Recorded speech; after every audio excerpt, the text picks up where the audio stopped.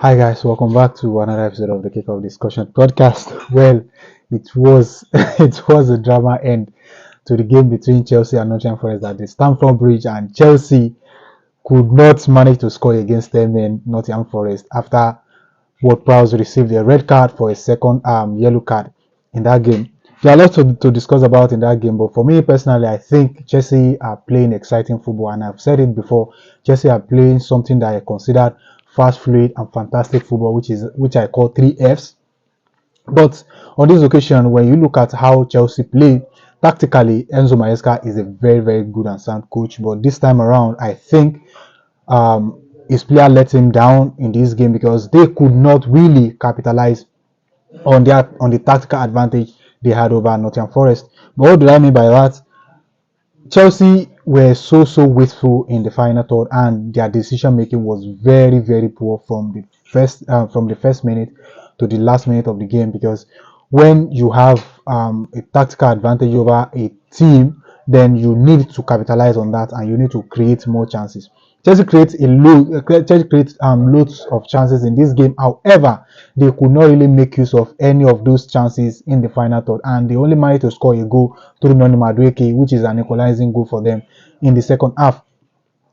First and foremost, tactically, there are a lot of things. There are some dynamism to how Enzo Maresca tried to implement his tactics as Chelsea, and Enzo Maresca is one of new exciting managers in the Premier League this season that has been performing wonders with teams.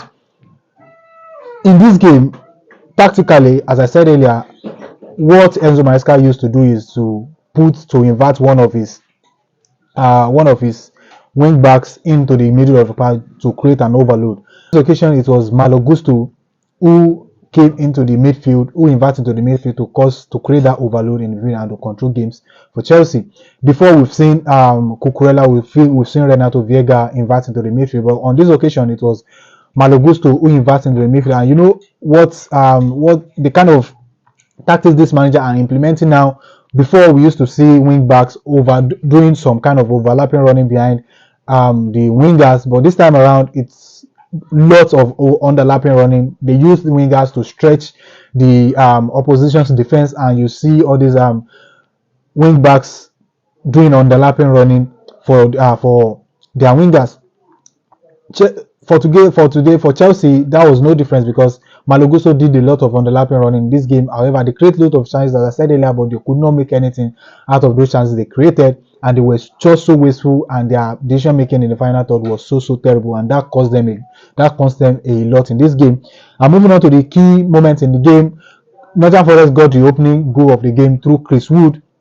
It was a fantastic ball into the box by Ward-Prowse, where we have Nottingham Forest and player put the ball into the path of Chris Wood, who made no mistake to put Nottingham Forest Nottingham Forest ahead in the second half.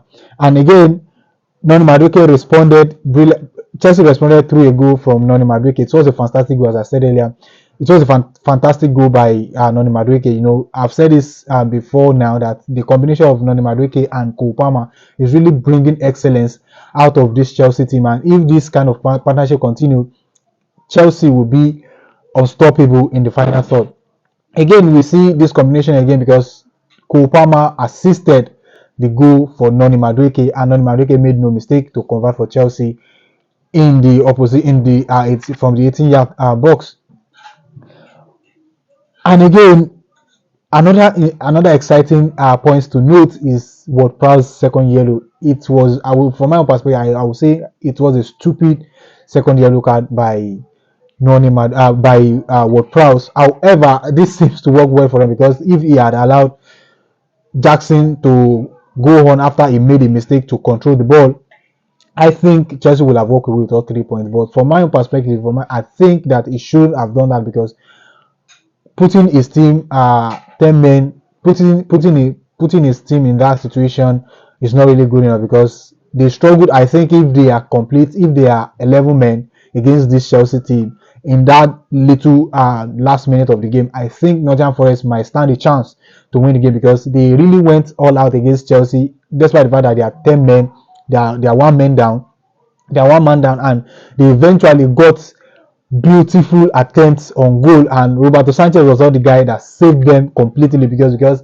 towards the end of the game there are lots of drama that happened, and Robert Sanchez was just the man to thank by Chelsea, because his performance was just so excellent that he had a fantastic save that kept Chelsea, that gave Chelsea that 1 point. If Roberto Sanchez wasn't in his best today, I think with 10 men, Nottingham Forest would have walked away with all the 3 points in Stamford Bridge. And again, the Nottingham Forest goalkeeper also made fantastic save to give Nottingham Forest a point in that game as well, because Chelsea, as I said earlier, they were wasteful. However, their goalkeeper Sales was also on points to deny Chelsea fantastic chances created in that game. It was a fantastic game, as I said earlier, because Chelsea was just so wasteful and they could have walked away with all the 3 points. But kudos to Nottingham Forest, because they put up a fight against Chelsea, and it was a fantastic game overall. These are just the things that I saw from the game. If you are just coming across this page for the very first time, please do well to like and subscribe. And if you are already, please kindly smash the like button and drop your thoughts in the comment section. Thank you very much, and I'll see you in another episode, and bye for now.